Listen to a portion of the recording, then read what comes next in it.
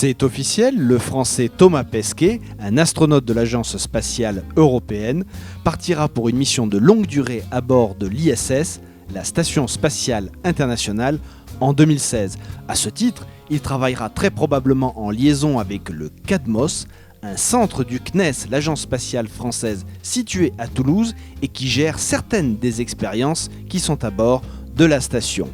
Le CADMOS, c'est quoi? Le CADMOS, c'est un maillon essentiel. En fait, d'un côté, on a l'ISS. L'ISS, c'est laboratoire de classe mondiale dans plein de domaines, notamment la physiologie. Et d'un autre côté, on a les scientifiques. L'ISS, plein de contraintes très compliquées. Les scientifiques, plein d'idées. Entre les deux, on a le CADMOS qui va en fait expliquer aux scientifiques, les aider à designer, à monter leur expérience dans l'ISS. Ensuite, il va faire l'opération, les opérations. Donc c'est allô le CADMOS, on a un problème avec notre expérience scientifique. Ça, c'est les astronautes qui appellent la Terre.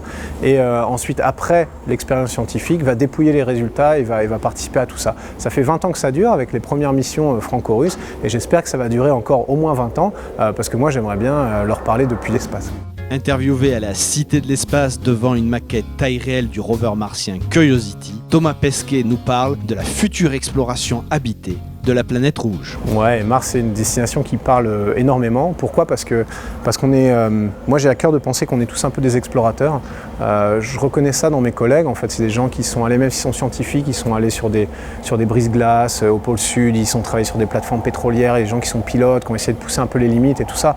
Donc on a envie d'aller voir ailleurs, on a envie d'aller poser le pied là où personne n'a jamais posé le pied. Donc évidemment, Mars, scientifiquement, c'est un retour inestimable. Pourquoi? Parce que c'est une planète qui a pu abriter la vie a disparu, on ne sait pas trop pourquoi, on aimerait bien comprendre, pour en apprendre plus sur la Terre, mais aussi dans un futur qui fait un peu science-fiction mais qui n'est pas si loin, pouvoir éventuellement étendre la présence humaine sur Mars. Nous, on a tous envie un peu d'aller se frotter à cet environnement nouveau et puis d'aller découvrir et d'aller comme ça repousser un petit peu les limites de la présence humaine.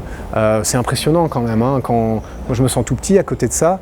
Bon voilà, si on arrive à emmener ça sur Mars, eh ben pourquoi on n'arriverait pas à emmener ça? Voilà, c'est la question que je me pose. J'espère qu'il y a des gens qui ont la réponse à ça et puis qu'un jour, eh ben, on pourra le faire en direct depuis Mars, mais pour du vrai, pas juste depuis la Cité de l'Espace.